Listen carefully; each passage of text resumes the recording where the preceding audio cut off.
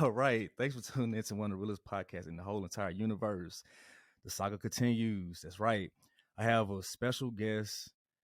She is a singer, songwriter, and a musician. This is Haley Harkin. Hello. How's everything going? It's going well. Thanks for having me. I appreciate, yeah, absolutely. I appreciate you for coming through. And your album To Heal Her is an incredible project. So what was on your mind when you decided to come up with that title? I don't go like searching for a title. I let them come to me. And so I just kind of wait for it to show up in my awareness. Hmm. Yeah. Awesome. Yeah. Okay. And then it comes through and I'm like, oh, that's it. Yeah. So how long you been doing music overall as a whole? My whole life, I was in choir growing up and learned guitar in high school. So you went to church? No, you didn't go to church, did you? I was forced to go to church. Oh, okay. I think a lot of us were. Not on the reg, thankfully, but yeah. No, I didn't sing in church or anything. No. Oh, okay. No, I was in choir like in school, middle school, high school. And then learned guitar when I was a freshman. My mom and grandpa are both musicians as well, so was around music a lot, as a child and stuff. But I didn't start writing my own songs until 2016. Okay. Yeah. Wow. So were you nervous to write your own music before that? Before that, I actually never identified as a songwriter. Oh, okay. Like I remember being a child singing, and I would like put, what do you want to be when you grow up? Singer is what I would put. But I remember even thinking then that I was not a songwriter. Like I remember thinking I have to sing other people's songs. Like English was my worst subject. I didn't like reading. Really? Yeah. Like I failed English. I can't even tell. Yeah. Huh.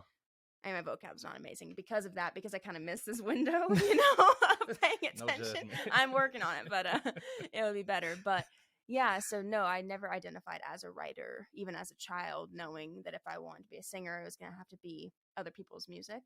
But yeah, then 2016, I wrote my first song. Yeah. So what gave you the confidence to write your first song? Well, at that time, I had been taking guitar classes because I also was very afraid to play music in front of people, even if it wasn't my song. I literally didn't do it. Even my partner, we had been together 4 years before he ever heard me play. And so at that time, I was kind of wanting to try and push past that. So I was taking like some theory on guitar, and I took a harmony class where we learned like, I already knew harmony, but it was just kind of like refining stuff on 3 and 5 part harmony, kind of like old 70s music we were learning. And then I took a songwriting class there. So that's where I wrote my first song. Were you nervous? Yeah, I would say I was nervous. We had a showcase that I'd play it at, and it was at a venue in Austin. And yeah, there's like a video somewhere. Anyway, I sound totally different. Yeah. Like there was so much fear in my voice, and that took like a couple years for my voice to change. Like my first album, Rooted, that came out in 2017, I don't like listen to it because you can definitely hear it. My voice is like very constricted versus now it's very open and free. But yeah, I remember that showcase. I was very nervous and like rushed through the song, Yeah. and sweating. Like I would sweat profusely and just like literally be shaking, like doing it. Jeez. Yeah. I understand that because I remember one time I did music for a long time, for 20 something years on and off, because I was with a group at the time when I first started. But I remember I did a show one time and my mic like did not respond, and I was so embarrassed. I got them to start the song over, but I'm like, oh my god, like I was just so off. It threw my whole mojo off big time. You ever had moments like that? Yeah, I would say not as bad. I remember the woman that I was doing that songwriting class with, she was in a couple bands and stuff, and I've been playing a long time as a musician out in Austin, and saying that like literally everything bad had happened to her. Like anything like you could name while performing had happened to her, like on stage, falling off the stage, sound not working, like literally everything. And I'm like, no, I feel pretty lucky. Like, no, not like nothing stands out. Like I'm sure there have been some things, but yeah, nothing too. No horror stories. Me, huh? no. Okay. Nice. No. So you mentioned Austin, Texas. So that's where you originated from. Yep. Okay. So how was the upbringing like in Austin, Texas? It was good. Yeah, I feel I was exposed to maybe a lot. I was an only child, so I don't feel like I was exposed to a lot at the same time. I feel like I don't know like a lot of movies and references and things, maybe because of that. I'm not sure. But yeah, I feel growing up, there what would you call it, like motto for the city is keep Austin weird. Yeah, right. They got all the like tie-dye shirts and stuff. So I would say I definitely grew up like around hippies, like that was like normal, and people of all different backgrounds is very much more normal than like, let's say, Colorado. Right? Right. There's just more diversity there. One, it's a big city, and It's huge now. yeah, and we're close to the border, and so naturally there's just like a little more diversity, so that was pretty normal growing up. Yeah, I liked it. I mean, I would say like after high school is when I really started to enjoy it more. Mm. Being an adult, living around and like getting more into hiking and stuff like that, I definitely enjoyed it. So you ever miss Austin, Texas, or not too much? No, it's hot. Yeah, Yeah. really hot and humid. Yeah, I went back, a couple months ago, and being there, I was like, oh, I don't need to come back, really. You remember now? Yeah, okay. like I love my friends and everything, but I didn't feel any connection with the place anymore. It was really interesting because I've only lived in Austin my whole life. Yeah. And so I have nothing to compare it to. Like moving, I haven't done it before. And so moving to Colorado is like, oh, am I going to feel that way? But no, I mean, it's really just community and my friends that I miss. But that's pretty much how it was like. Cause me being from Georgia, I'm the same way. I went back in November to see my siblings, and honestly, I missed some elements about it, like the food. I missed some of my family and some of my friends, of course. But besides that, I had outgrown it so much. Like I evolved so much as a person, and I'm just not. I don't have any ties to it like I used to. You know what I mean? Like it just. I'm not really attached to it. Yeah, I would say that was the same experience. Right, and then plus like the traffic is insane and the crime. I just I just was ready to get back. Yeah, for sure. Yeah, even like dirty, like here, I feel like it's like really clean. Yeah, like Austin downtown, it's gross. Right. You don't want to go down there. Yeah, they call it I the believe Dirty Sixth.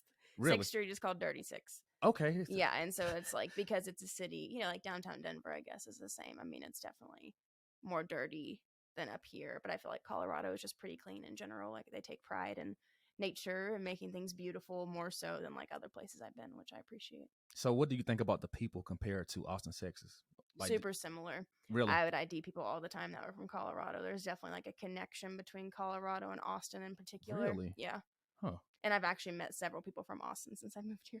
Really? Yeah. Huh. That is interesting. Yeah. Is it because of the weirdness? I think, I think Colorado is more progressive. If we just say like legally what they do here versus Texas is very different. Right. Like Austin is different out of the whole of Texas. But yeah, I think nature, like there's even like a similar like style, if that makes sense. Yeah. The Birkenstocks, the Chacos, the outdoor gear or whatever. If you're at the airport to Denver and Austin, people are going to look very similar. And I think music also is like pretty prominent in both. Obviously, Austin's the live music capital of the world, but here, like, there's a pretty big music scene. So I would just say they're similar. Don't they have what, South by Southwest? Yeah. Yeah. I was wanting to do that, but like I said, I don't do music that much anymore. I just they have other categories, film, probably podcast now. It's interesting. Yeah, I mean, I could look into It's that. like a whole thing, though. I don't know. Don't you got to pay for that? Yeah. What? Jeez. Yeah. It's very complicated. It's like you got to know someone, I feel. It's like go with you. Because I went like a couple times, but there's like so many surprise shows that you're like announced 5 minutes before. I don't know. It's just it's not my thing. But so what brought you to Colorado? Nature. Okay. Yeah. Yeah. The nature. Vacationed here twice.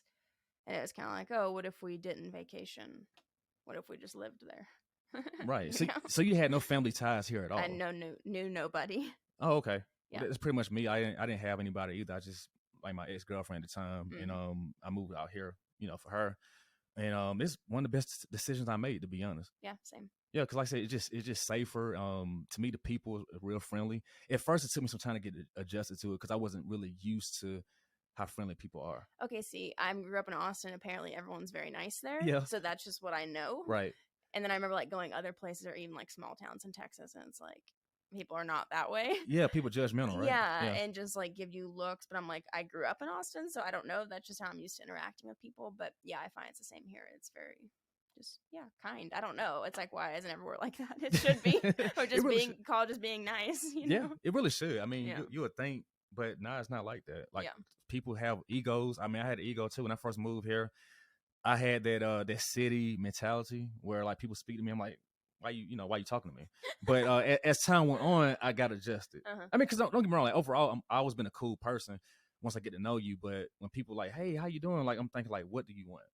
Because a lot of Yeah, times in the not that it's city, out of just like a goodness of their heart or whatever. They want exactly, something. exactly, it's Yeah. always a motive. So Yeah. that's why I was like really like a little standoffish at first. Yeah. But as time went on, because I've been out here almost 11 years. June the 10th will be my 11th year since I've been here. Because I moved out here when the fires happened. Oh, I had no idea. I looked up at the sky. It was like kind of purple, whatever. I said, whatever color it was. But I said, what the world? I had no idea. I looked on the news. I said, oh, okay, this was happening right now. I moved at the right time.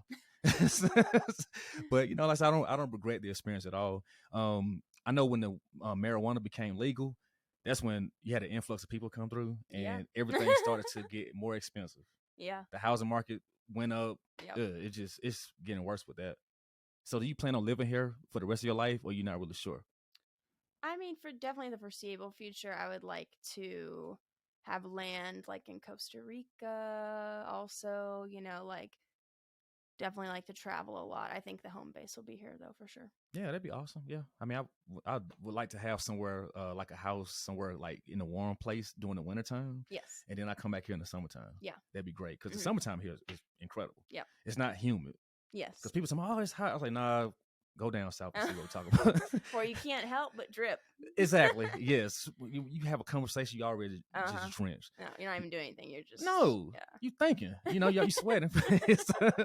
But it is what it is, though. Yeah. But what was your influences when you started making music?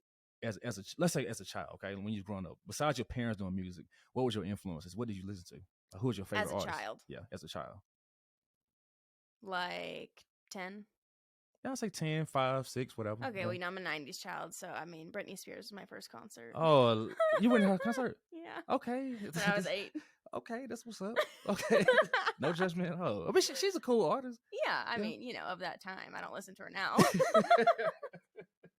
Okay, I appreciate, I watched the documentary. I appreciate her. Brought back some memories, but I don't listen to it. But I had a karaoke machine at home. It was like one of the ones that had the words at the screen. And anyway, I would like sing Britney Spears all the time. Really? Yeah. Okay. But I can't picture that, but okay. No, I know. Okay.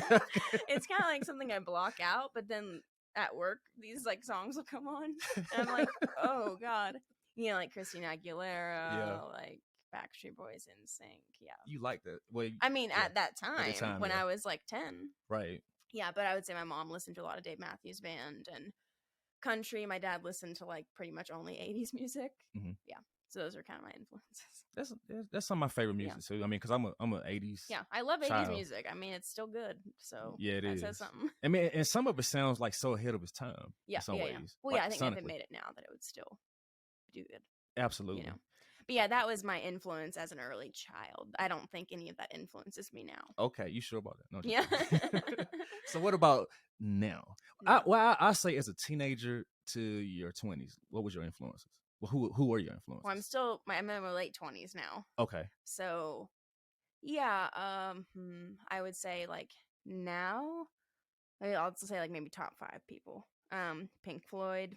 Okay, I can see that. Yeah, Avett Brothers, Jose Gonzalez, Watch House, Rising Appalachia, Xavier Rudd, Trevor Hall. There you go. Nice.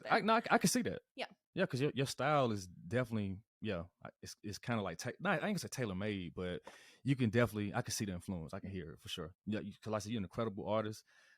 Your show that you did on Wednesday was incredible. I was tired though. I was trying to stay awake because I was it was a long day for me. Yeah.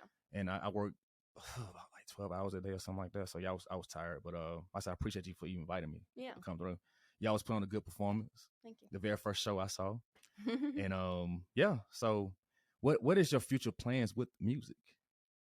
Future plans with music. My next like foreseeable project is a live album. Okay. So just like one take, every song live.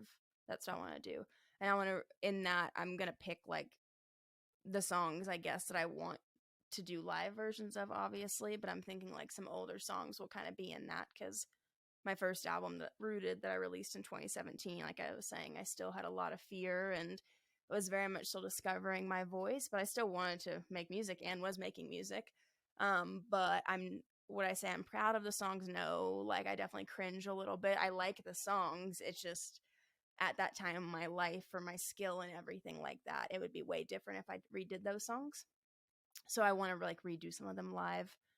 And I've even kind of thought like then my next project after that is like maybe um an album of kind of like the songs that were the foundation of me as an artist, like within my songs, and then re-recording them, like some of those old ones, but doing the whole shebang.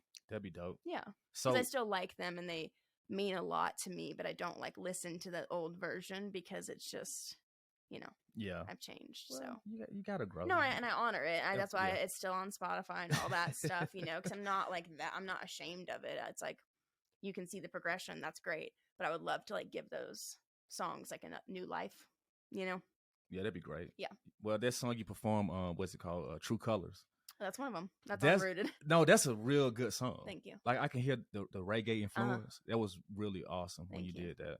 Yeah, that song was really interesting when it came to me because just so different. It was very different. So what made you write that song?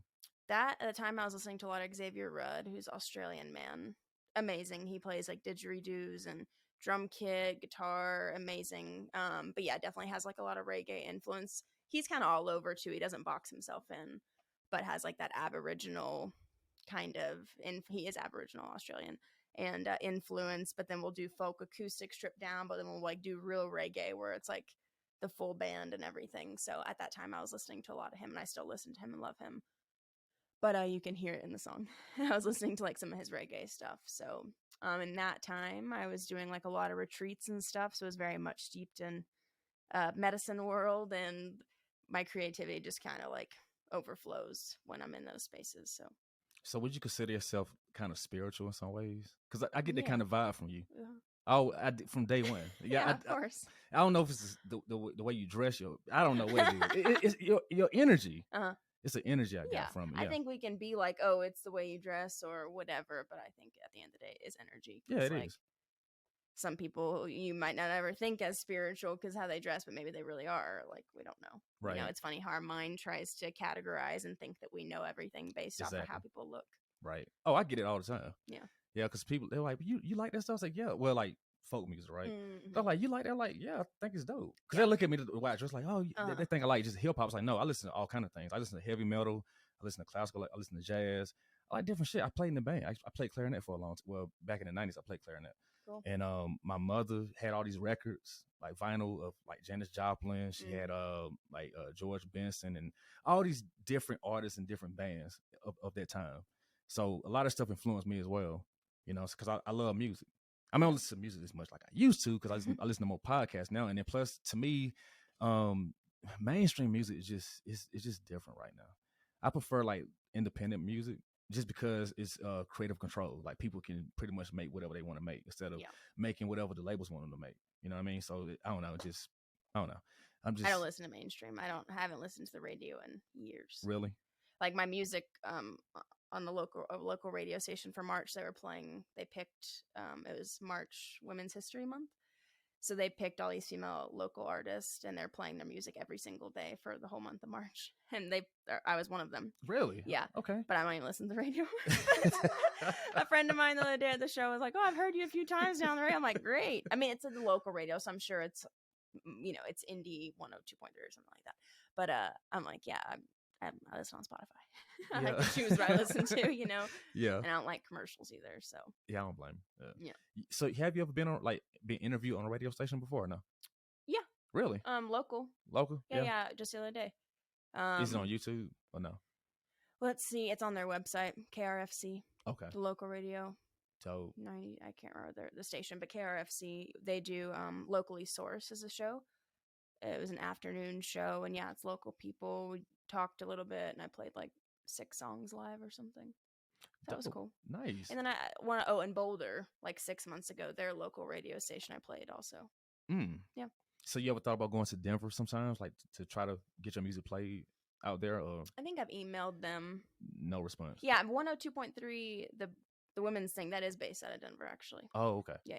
But it's in Fort Collins. I don't know how radio works nowadays, but it's like it's different. At each city, it's the same radio, but each city has their own channel number. So 102.3 is Denver, but then it's a different thing here in Fort Collins, but it's Denver based, if that makes sense. Yeah. Versus KRFC was Fort Collins based, I believe. So, do you want to be signed to a major label, or you just want to be independent and just just independent and tour? Yeah. I mean, if I don't know what that looks like, probably it would have to be some kind of crazy offer that would really benefit me, and I just don't think it works that way. Not nowadays. Yeah, it would depend. Well, they had those 360 deals. That's not a good deal at all. Okay, because they take percentage of your merchandise. Oh no. Yeah, that merch should always be all yours. But that's how they recoup the money they well, lost. Right. But if they're fronting that and paying all that, sure. Right. Yeah, that's what I'm saying. I don't know the logistics. No, I'm definitely not seeking that. That's not my dream, and I think that is kind of dead. I think so too. And some people are still chasing that, and I don't really believe in that. And that's fine, to each their own. Yeah. But I've always kind of carved my own path in music, and like, I'm not like a hustling mentality. If I wanted to be a full-time gigging musician now, I could, but that'd be like playing at bars and stuff that's not fulfilling to me just to make money. And I'm like, no, slow and steady is for me how I want to do it. I think that is a more long-term versus like the instant fame or getting signed to a record label or just like hustling and bustling. Because a lot of people are full-time musicians gigging, let's just say locally, right, at bars and stuff. If you go on their Spotify, they don't have the listeners. And so what I realized, like in the beginning when I first started sharing songs, I was kind of doing that a little bit, at breweries and things like that, getting paid. But there was no correlation between that and my monthly listeners at all. So I'm like, what's the point? There's no point. What? Because I'm making money, but yet my fan base isn't growing at all. That doesn't make any sense. No. Again, you're stuck there because at the end of the day, you need your fan base to grow and keep growing and growing and growing, even if it's subtle and slow over time. But so I've noticed for me, the way that I'm doing it, whatever that is working because I've consistently built more listeners, yet I'm not doing that. Right. So I do more curated experiences that are meaningful and impactful, and people are there to listen.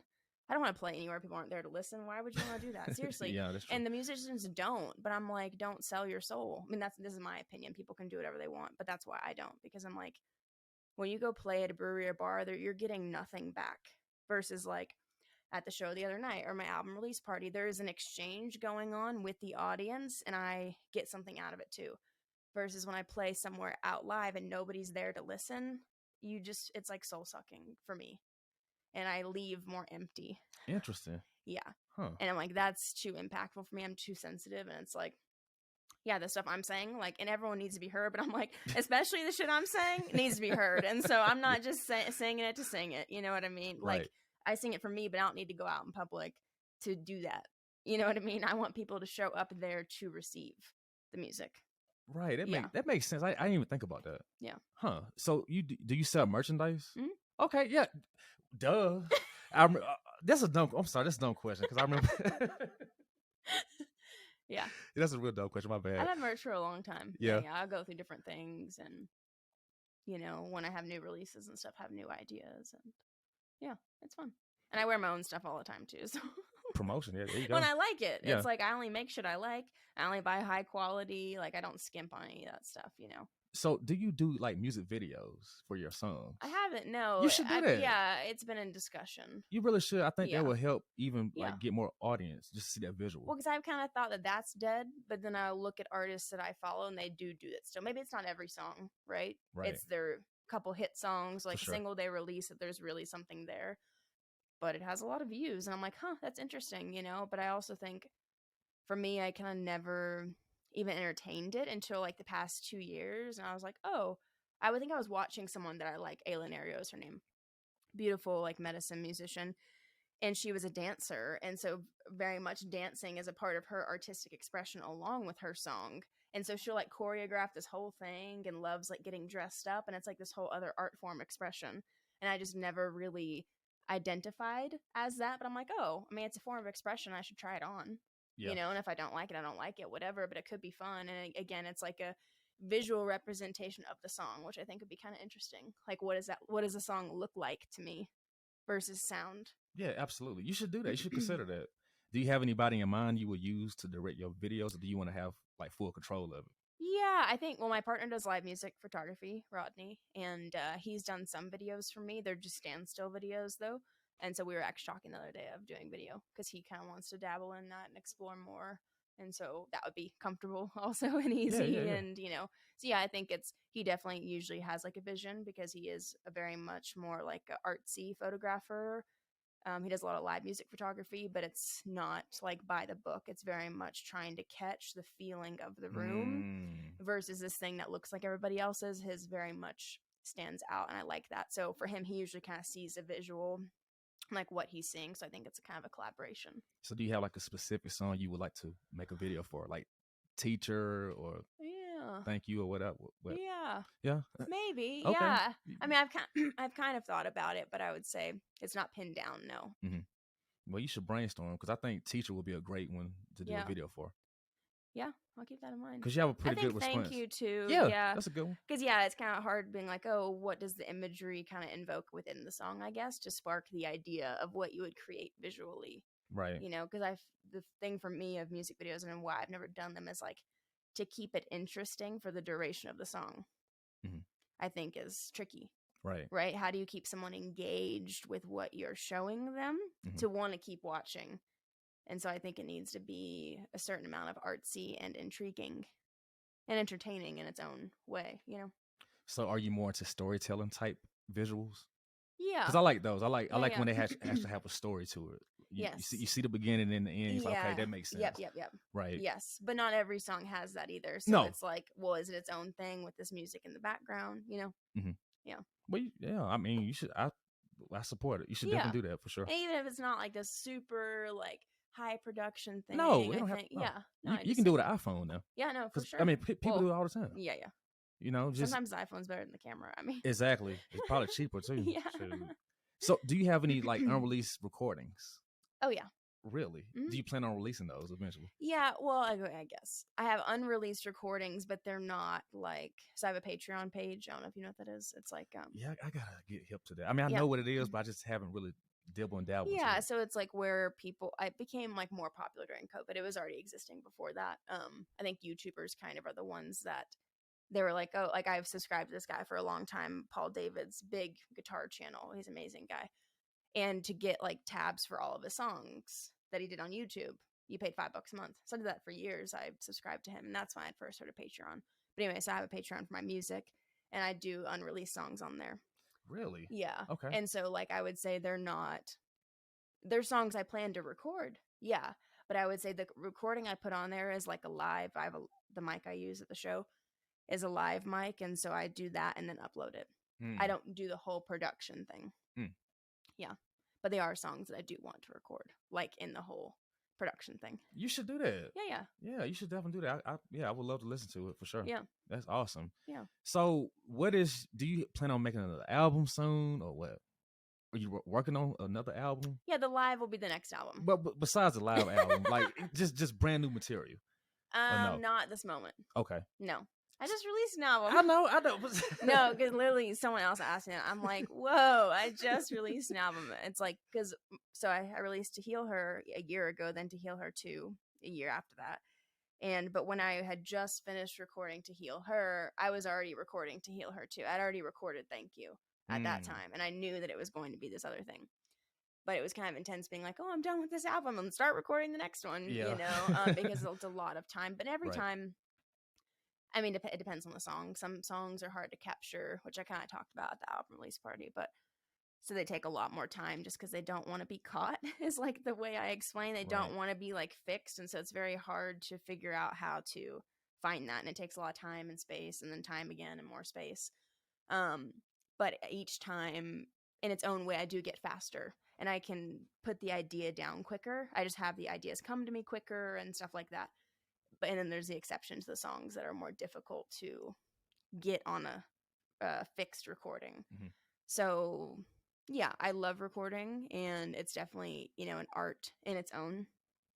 But yeah, I'm like not diving right back into that. I don't have the songs. I feel like I definitely have new songs that are not recorded for sure. Like I play some at the shows and stuff, but it's not clear to me that there's another album. I wait for this feeling. There's a knowing, and I just know this is an album. Yeah, you don't force it. Yeah, yeah. Right. And so live, I want to do that, you know, more just like free flow form that, and just how it comes out in that moment with not a lot of thought to it. And then, yeah, like as more songs, I'll obviously record more music, but no, it's not in my eyesight yet. So what is your creative process when you write music? For the most part, I mean, I play guitar a lot, you know, just not singing, just little diddles and stuff like that. Sometimes I'll record a little something that I found and maybe go back to it months later or a year later. I have like so many videos on my phone of just random stuff, Okay. you know. So I'll kind of go back through there every once in a while and kind of revisit things that have come to me that I decided to record for a reason. But for the most part, lyrics just come in full form. Again, they kind of float into my awareness and then I write them down. Mm.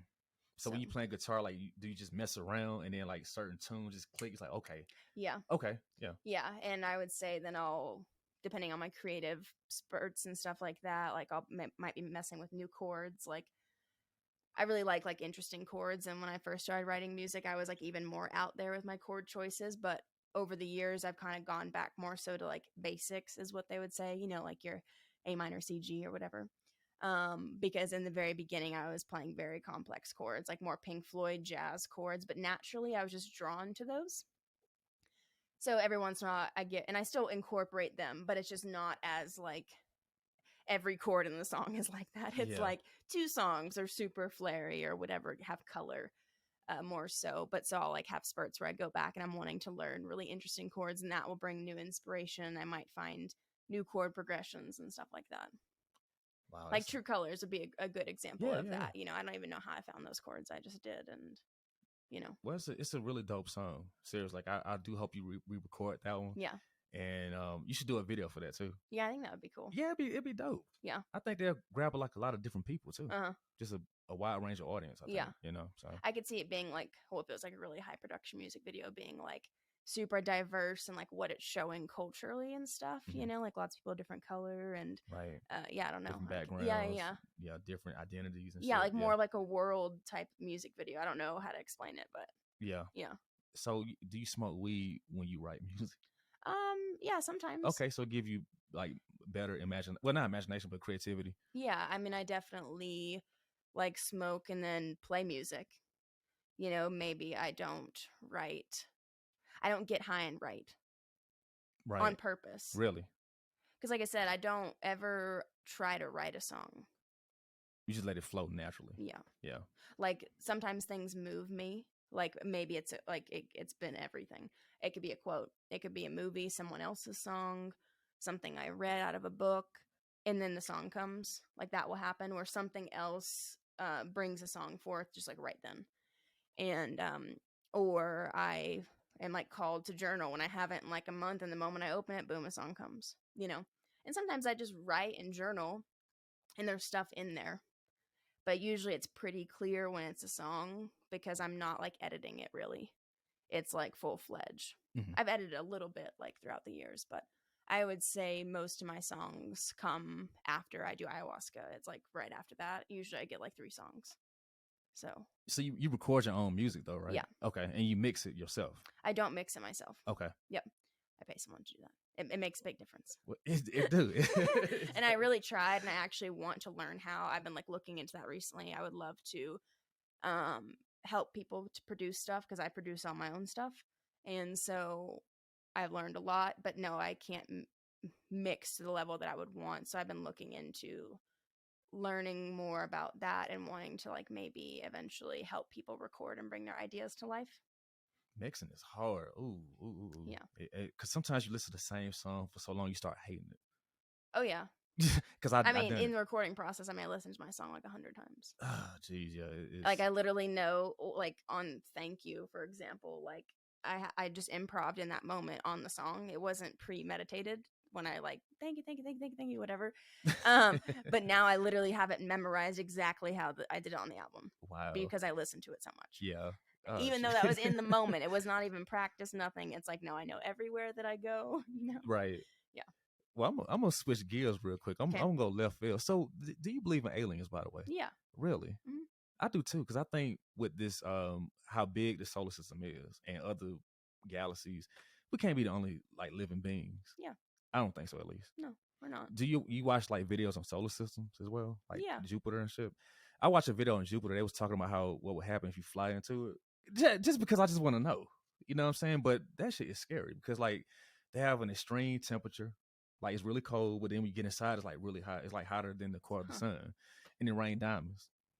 Yeah, yeah. It just rains diamonds. Yeah, it do. But That's funny. it goes to like this little vortex where like it pulls you up and then it pulls you back down. You stuck. You can't get out of it.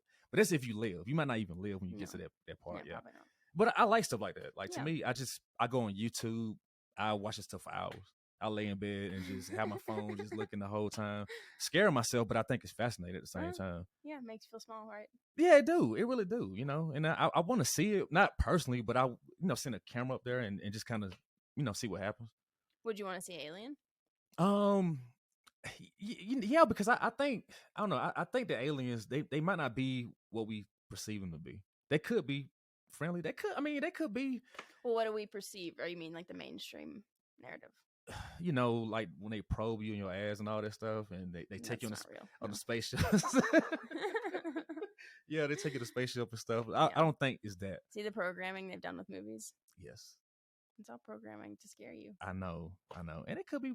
It's not. Exactly. It's not. I don't think so. No. I mean, I think we have aliens in the ocean, to be honest, because we haven't really discovered Atlantis. Yeah, well, whatever. Yeah. We haven't discovered the whole ocean. We haven't. Like Yeah, like 10%, I believe. Yeah. So yeah, I think it's so much more out there. Of course, there's. And I know for a fact there is. Have you seen it? Yes. Really? Yes. Okay, how was the experience like? Nothing but helpful. Really? Every time. Was it here or in? Yeah. Real? Okay. Mm-hmm. So what happened? It's on ayahuasca. Okay. Yeah. I had to try that. Come to me. Really? Mm-hmm. So it was like a positive energy? Yeah. Really? Mm-hmm. Huh. So were you going through something at that time? Sometimes, again, it's happened like quite a bit. Sometimes I'm going through things, and sometimes I just go outside and they come to me. Wow. Yeah. But they're always helping me. That's amazing. It's always helpful, and they help me get rid of stuff that isn't me, is the best way to describe it. Every time I feel lighter, and I'm like usually stuck with like literally a permanent smile on my face because they just like remove something that kept me from happiness. Yeah. So very, very profound experiences, and yeah, nothing but good.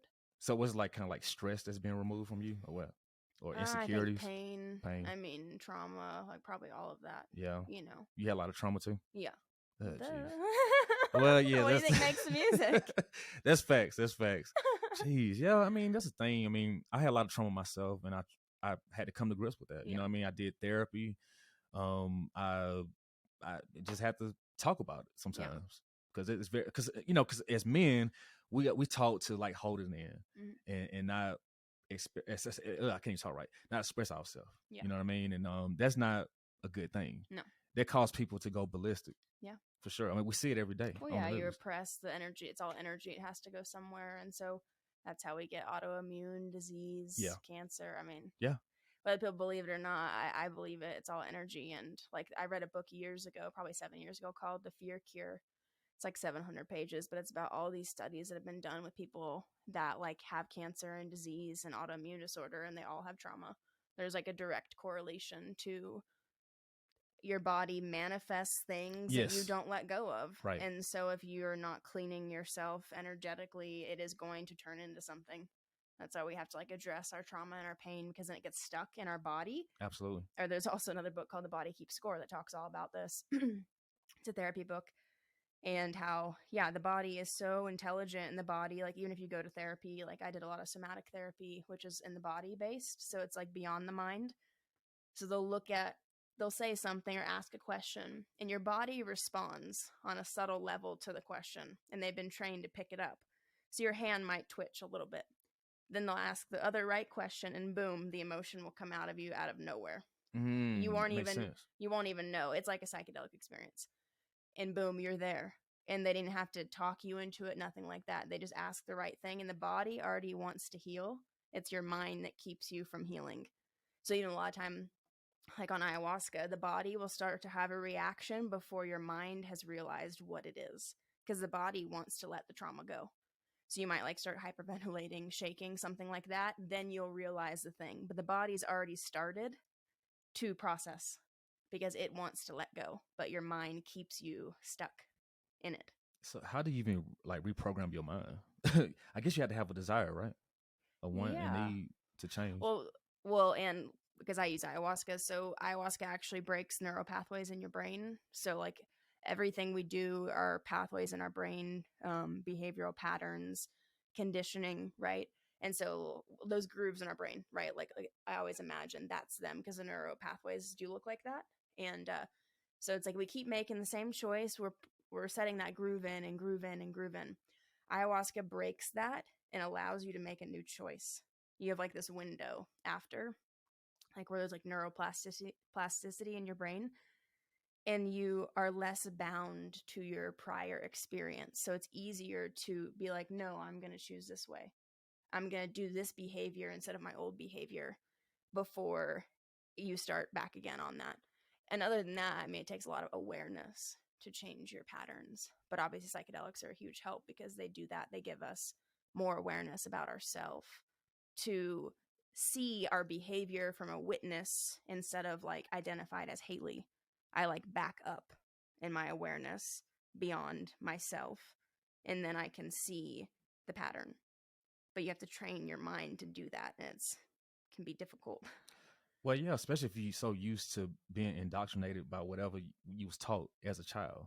It's really hard to Well, you have to, break and that. that's you have to take your power back and think for yourself. And I think Absolutely. that's like the first step is like realizing that, and then the rest is just awareness. It's so hard to explain. Like words, I always say, are very limiting It's an experience. to explain things. Right? It's like we've been given these like sounds that we then call words, Yes. but really it's all just pointing Yeah. to something. Right. Just like if we like say God or like love, divine, universe, it's all pointing, but where is it? You can't. It's the formlessness, the nameable and namelessness at the same time. It's all just pointing to stuff. And so it's the same thing when I like open my awareness to see my behavior and see bigger than I am right now, is like that. You just kind of let it float in. It's similar to how like I receive songs. It's the same thing. That's like up here, I expand my awareness to be bigger than just who I think I am, because you are bigger than who you think you are. And so you have to like expand into that to see more clearly. They call like in a lot of books I've read, like spiritual books, they call like seeing and looking, and there's a difference. When we're looking, it's through perception versus when we truly see. Does that make sense? Mm-hmm. So Right. it's the same thing. When you see beyond the illusion, in that moment is when you can choose a new behavior. But if you're just looking through the program, you're not going to see, because you have a filter. It's like a screen over you, but you can't help it. It's your mind, because your mind is constantly trying to predict the future based off past experiences. So you're constantly filtering this reality. And so by practicing like presence meditation, that filter opens and you see life for what it really is. And it's so much more beautiful without that screen. Hmm. Yeah, that's a good way of thinking. I mean, good way of looking at it, Yeah. at least. Yeah. Wow. So, what would you tell 18-year-old Haley? What would you tell her right now at your current age? What would you say? Yeah. What I Since you tell the have 18. grown a lot and Yeah, evolved. it was super like I started to like wake up when I was 20. So like right after. Okay, it's not too. Okay. Not too far. Okay. Yeah.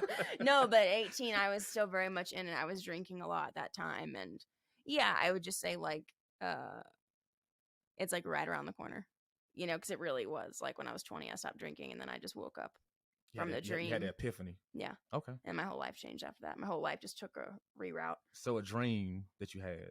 No, I woke up from the dream. Okay. No, I'm sorry. My bad. I woke up from the dream of this. Yes. I woke up to the program, the mechanism, Right. the matrix. Yeah. That Sure. I woke up, I saw, and they say that like once you see or you feel like that, you like spend your whole life chasing it. That feeling, that connectedness, that love. Once you like get a peek at like what life can be, your whole life is like dedicated to it. It's just natural. It's what happens. you follow love, you know. Right. But yeah, I would say that it's right around the corner, you know. Yeah, yeah, yeah. Like things are really about to turn around for you. So, do you have any fear, or not as much now? Yeah, I have fear. Yeah, Yeah, it comes up. fear of failure or what? Not fear of failure. Because I have that sometimes. Okay. Yeah. I don't have fear of failure. That's like one of the things I don't have. I know it's common for a lot of people. I'm sure there's like some level of fear of like what people think. I don't care at the same time, but like music is super vulnerable. For sure. So obviously I put my heart and soul into something, and if someone doesn't like it, yeah, that would affect me. Mhm. Because I literally just shared my heart with you because I really am, and not every artist is doing that. There are a lot, and there are a lot that aren't. They're very guarded, and it's very much just to like get on the radio or please people, but I'm like bearing my heart and soul literally, you know. Like sometimes I like receive a song and I cry because it like affects me, you know. So obviously the music is for me first, and then it's for other people. But what was the question before that? I was saying, do you have any fear? Oh, fear. Yeah. So I have fear. It comes up randomly, and I would say the most common thing, it's just fear. That's one thing the medicine told me, is that the only thing to be afraid of is fear itself. There's actually never anything on the other side of fear. Hmm. It's just it's a defense mechanism that is between you and something else. Right. But fear is a sensation. It's not real. And it holds It's in the people back. body. What can hold you back Yeah. as well? If you, Well, if you and allow it's it like, to. where is fear? Right. Can you point? Where is it? It's in I can't. here. Exactly. It's a feeling. sensation. Yeah. And so, is it real? I mean, you could say it is and it isn't, What do right? you perceive it? Yeah. But it always is changing. Also, True. so again, every emotion, they say emotions last 90 seconds. If you really let the emotion be fully felt, it would only last 90 seconds. But we don't do that. We torture ourselves and drag it on, and it becomes way, way bigger. It's human nature, right? Yeah, yeah. But so it's the same thing with fear. But yeah, I have fear about death sometimes. But Really? it's Haley. It's the ego. It's I know I'm eternal and that I don't ever die. Haley dies, but Haley has a hard time struggling with her death. What is about death that you fear? I think it's saying bye to all of this. Everyone that you meet in this life. And I mean, I believe there are people that I know, for forever, right? My belief is we all just go back into oneness. I don't know what that looks like. I think we have our individual souls, and I know it's not goodbye, but it's, I guess, there's also a theme in my own life. Like, I have a problem with goodbyes. Like, I don't like saying bye. I don't like endings. It's just something I have never liked. I have a hard time with it. Even like friendships that like literally just fall away, it still just super affects me, even though it's like I'm not even interested in being friends with the person. It's just something about the actual ending of it. So I think this ties into why like Haley is afraid of death. Because yeah, deep down, like right here, no, I'm not afraid. But I have moments that come up semi often where I'm hit with the impermanence of this and how quick it will just go. Right. It'll be done. And yeah, I think it's just the attachment. Also, I feel like in this life, I am supposed to learn a lot about non-attachment and letting go of things. And that, again, that ties in with the goodbyes of friendships or change. And in my own life, to just being not attached. This is all beautiful, and it will all go away. Yeah, I mean, that's probably one thing I do fear about death is that. But as far as like dying itself, I don't. I think just because what I went through, watching my mom die, just losing so many people, it's a peace that come with that. As weird as it is. I mean, the fact that they're not here suffering no more, wherever they at, I don't know where they at. I mean, we all have our own beliefs. I don't know what to believe sometimes, but I do believe that the energy still remains. They travel somewhere. Yeah, It has to. well, because I mean, what, Einstein? Who proved that?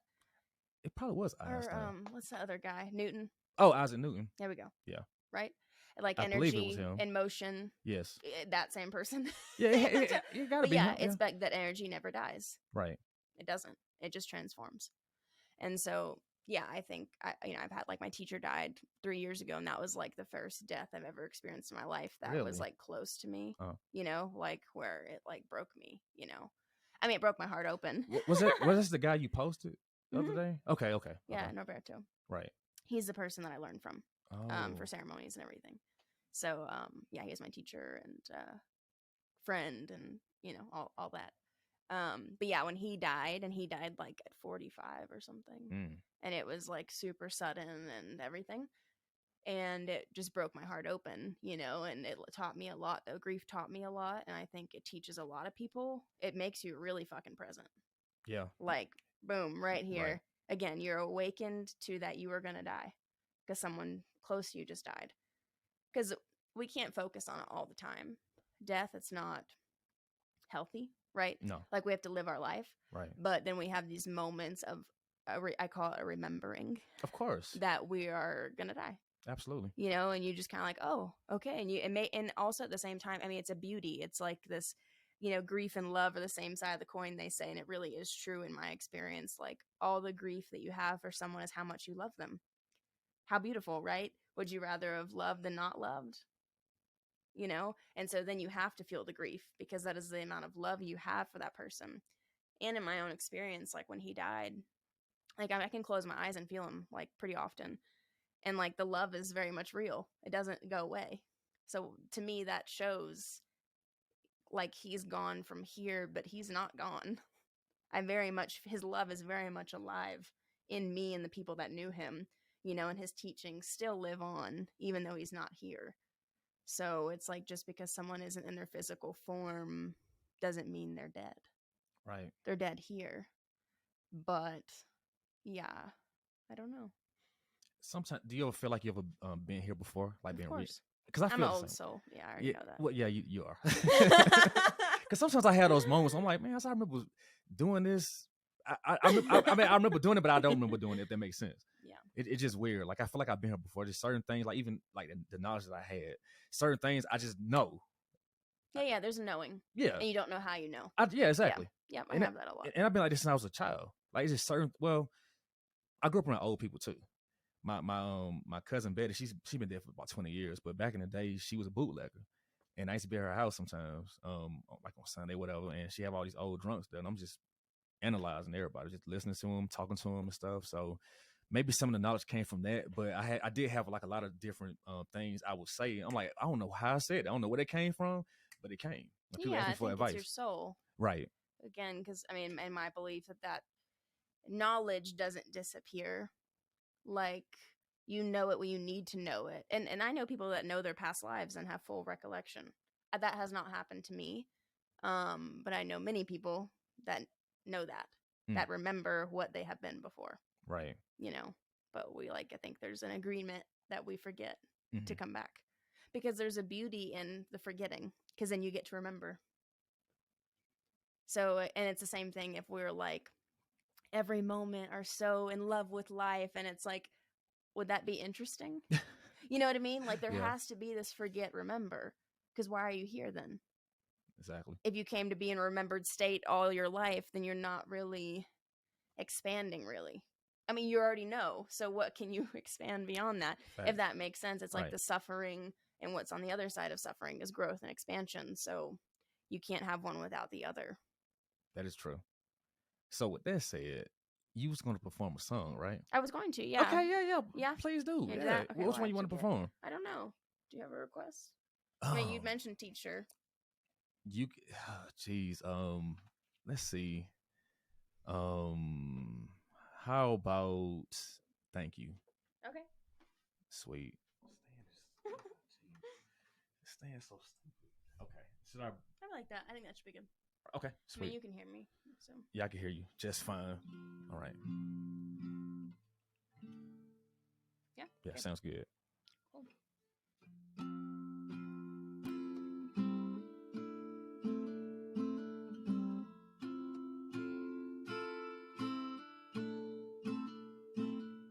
But I lay in your lap to receive all that you have. Slow down, taking the beauty, waiting to be unbound.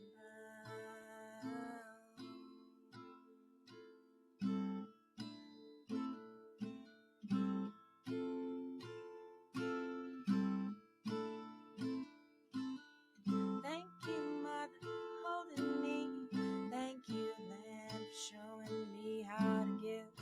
and receive. How love me free. Thank you, Mother, for holding me. Thank you, Land, for showing me how to give and receive. How love me free.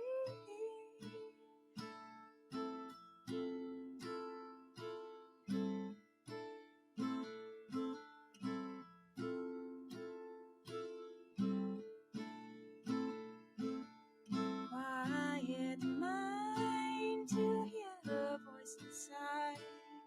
Make some space to see her grace. She says, live from the heart, don't be afraid. Live from the heart, don't be afraid. Thank you, Mother, for holding me. Thank you, Land, for showing me how to give and receive. How love me free. Thank you, Mother, for holding me. Thank you, Land, for showing me how to give and receive. How love me free. Thank you,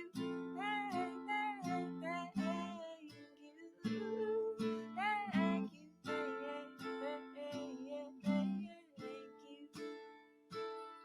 thank you, ayahuasca, for shining light on dark that was in my heart. Thank you, ayahuasca, for helping me feel, helping feel. Thank you, ayahuasca, for shining light on dark that was in my heart.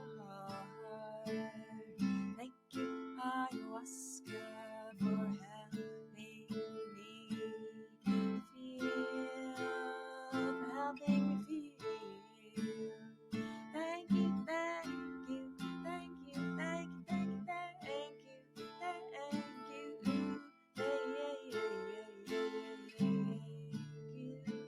Thank you, thank you,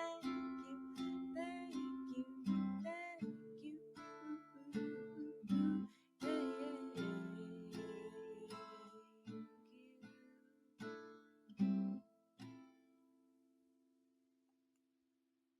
That was incredible. That was dope. Yes, that was really, really good. To me, that sounded better than the actual recording. To me, Aw, you know, because it's live. Like Yeah, something yeah. about live music Well, is and just that's different. why I want to do the live album, is because like I try really hard to capture that, but it's still not the same. No, it's not. Nah, that was beautiful. I mean, don't get me wrong. The album version is great, but it's something about. Let me raise it back up. Sorry. Mhm. It's something about. Oh, Okay. is that better? Yeah. All right, sweet. Something about the live. It just you just I don't know. You feel the energy, the Yeah. soul.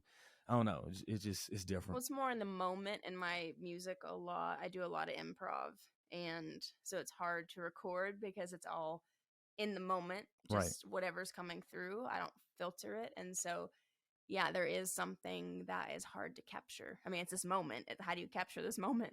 It's the same thing in music. It's like sometimes I have a song come through and it's like that song, but it comes out in a whole different iteration that I've never played Yeah. before, Right. and it's just poof gone. It was just in that moment, Mm-hmm. you know? But that's why I want to do a live album, because I think there is something there. And if you do it like one take, that it will be there, For sure. more. So, would you perform like any new songs on your Yeah, live yeah. album? Yeah. That would be dope. Yeah. You Some should do that. songs that aren't recorded yet. Yeah. Awesome. And then maybe like I follow a couple artists this way where they're only live versions of those songs. Like they don't even have them on their albums. Yeah, And yeah, yeah. that might not be the case, but maybe it'll be a few years where it makes it on an album. But yeah, there are definitely songs that I would like, but yeah, I want to do it in that kind of way. You know? Yeah, Probably yeah. a couple, like 3 maybe. So, who did your artwork for you, by the way? I meant to ask it Chelsea earlier. Sky. Okay. Her Instagram Shout is out to Lunar. Chelsea. Yeah, her name is Lunar Lilt. Okay. Yeah. She did the last one too. So she does really beautiful art. And she connected with my music, which I want people to like the music because I usually I let them listen to the album while they're making the art, so Absolutely. they can tune in. And those were both, she calls them auric soul portrayals. Mm-hmm. So she basically picks up energy, colors, and stuff. So the first one to heal her was my energy, that art. And then this one was my relationship to the earth, that energy. Wow. Yeah. Because to heal her too was more about the outward experience, being of service to the earth, the whole humanity. Yeah. So I love her art. She's super good. Wow. She do some incredible stuff. Yeah. So you never met her in person? No, she lives in Canada. Oh, okay. Yeah. But she'll send me a little voice message with the art on what else came through for her, about it, which is kind of cool. That's pretty on dope. What she was tuning into, basically. Wow. So you had a connection, huh? Yeah. Wow. Well, music is universal. Following. She's 100,000 followers. Shit. Yeah. On wow. Instagram. Yeah, she's really good. Okay. She makes a lot of word art too, with maybe quotes and it's all kind of psychedelic, colorly looking, and yeah. I gotta look up her artwork as well. Cool. Is she on Facebook too or no? Probably. Oh, okay. Yeah. That's awesome. I mean, like I said, music is a universal language, and people do connect to that, no matter where they from. Yeah. Even if they understand it or not. Yeah. It connects. And I love album artwork. It's kind of important to me. Even my EP, a friend of mine, she did it for me, but I'm always looking for super cool artists to do the artwork, And see, that's the thing I think they lack in today's music as far as the artwork, because it's not as creative like it used to be. I remember back in the day, certain albums and cassette tapes, the artwork is so appealing. I had to grab it and look at it. Yeah. And then you read the special things. You read who produced what, who wrote this, who arranged that. I miss doing that. Mm-hmm. I mean, it's a different day and age. I gotta adapt to it, but I do like the artwork. I love it. Yeah. I think it was something like that. Even when I used to drink, I remember being gravitated towards certain beer cans because they were super interesting. Right. And I'm that's done for a reason. I mean, no, exactly. It's marketing. I mean, right. Yeah. Which is my cover for my show. It's different. Yeah. It stands out. So people man, so what is this? They go click on it. Yeah. So that's the thing. It draws you in. Exactly. Because it stands out. It's creative. It's artistic. Yes. And I went to art school. I think I told you about that. Oh, huh. Yeah, I went to art school, art college back in 2006. Cool. I went for audio, and I did a little bit of video stuff as well. Held a boom mic, did little scripts and stuff here and there. But audio was my main thing because audio is art. Yeah. People don't think, they're no, it is art. Especially when you have stuff in your brain and you try to make it to a real thing.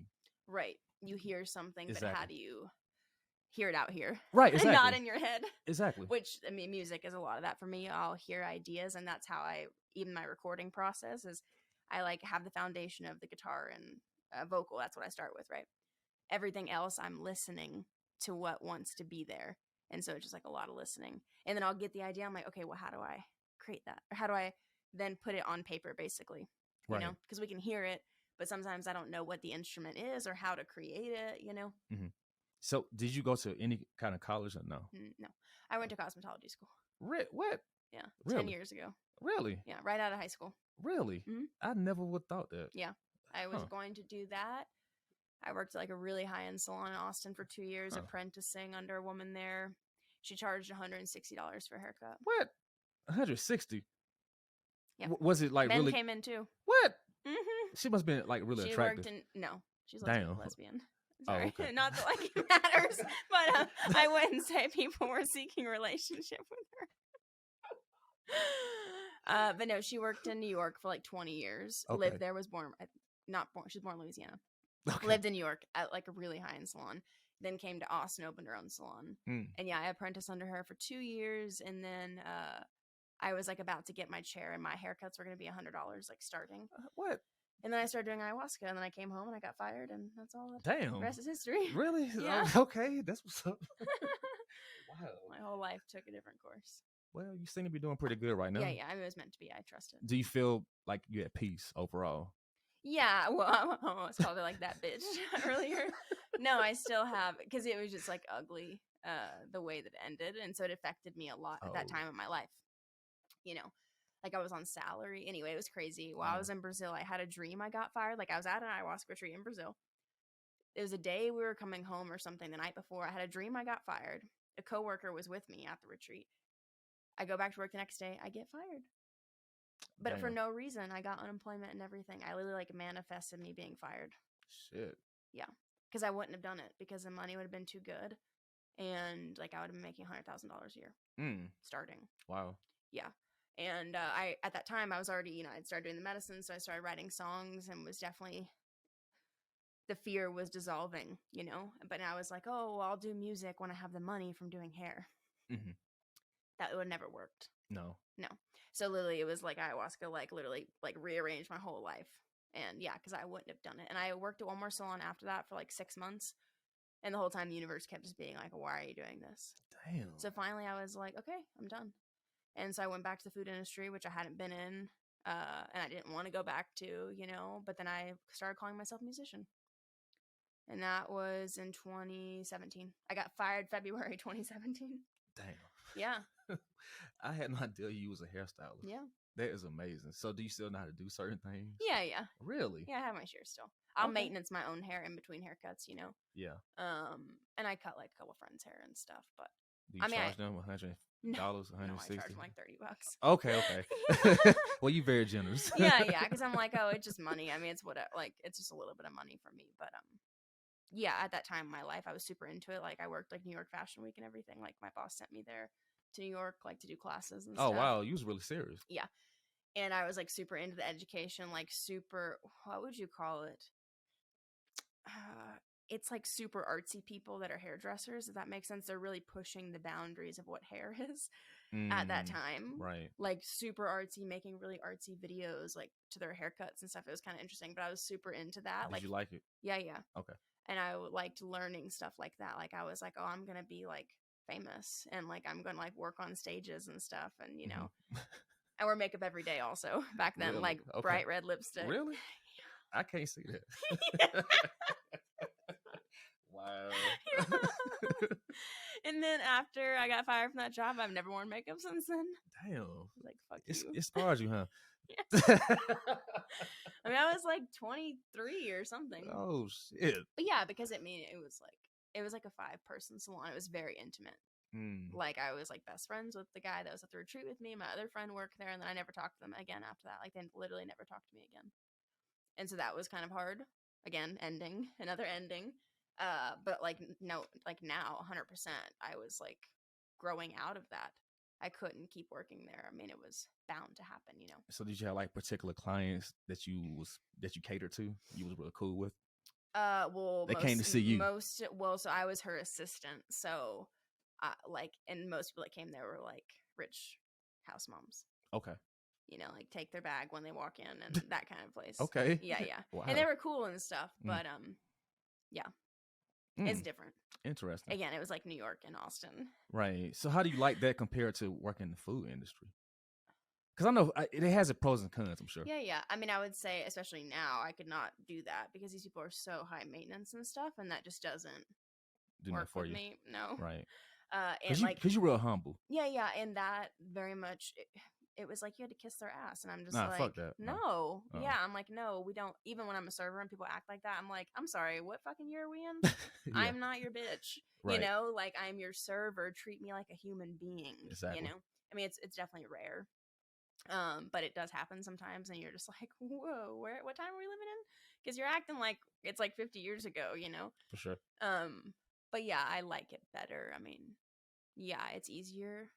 And you have more freedom, I suppose. Yeah, there's a lot more freedom because like working in salon, you basically have to work Saturdays. Like it's a necessary thing, and there's certain hours or super long days. Like you're on your feet, and I'm on my feet now, but it's different. It would get so hot. These blow dryers were like 100 degrees, and you just be sweating your ass off. Right. Blow drying people's hair all the time, and you're just like literally sweating the whole time you're working.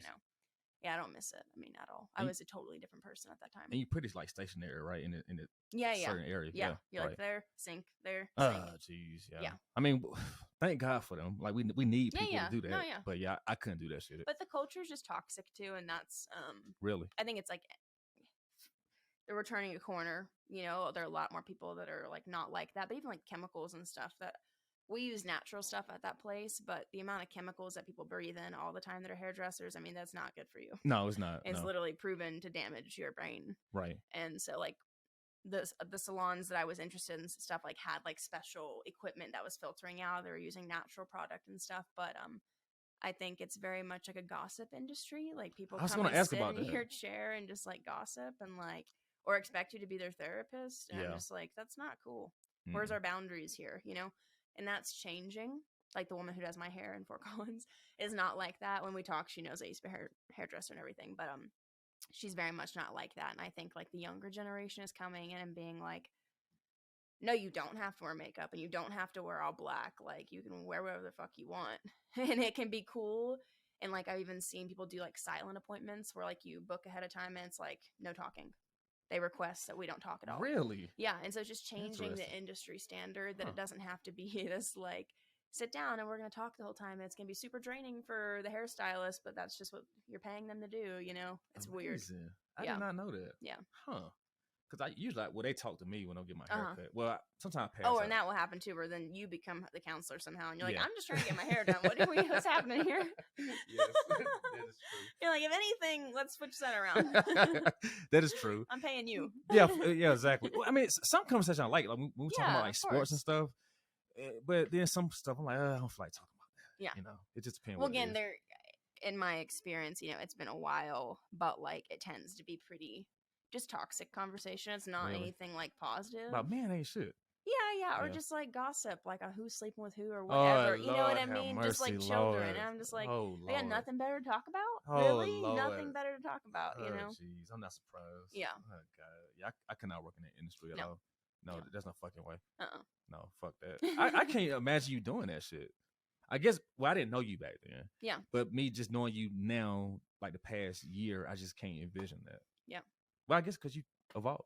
Yeah, You I'm not the changed. same person. No. Yeah, it's like I couldn't even go back. So, know? like, were you kind of stuck up back then or what? No, No. no, High maintenance? no, No. no. What were you like at that time?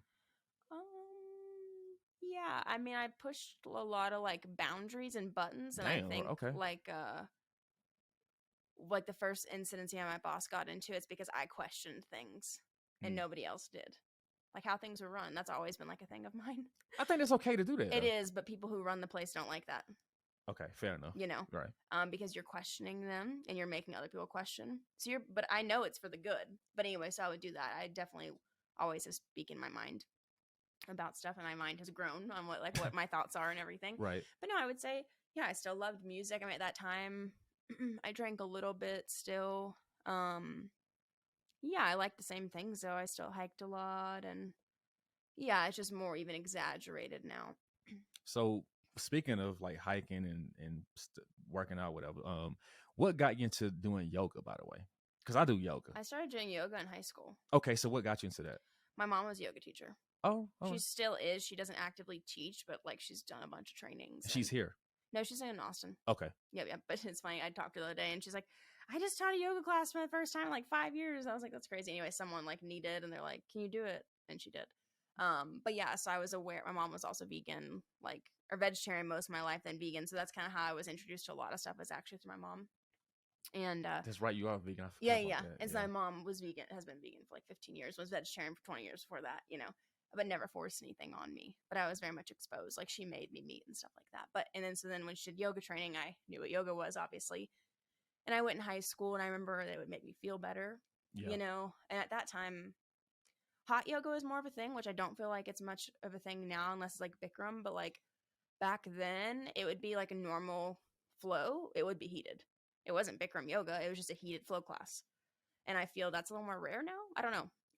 So that I would do a lot of that, and I would feel better, have less anxiety. And yeah, I've been doing yoga on and off since then. I've like thought about doing yoga training in Austin. I worked at a yoga studio for trade. So like 1 day a week, I was like the front desk, and I got to go for free. Really? Yeah. And my mom did yoga there too. Yeah, so I don't know. It was kind of just something bigger than me.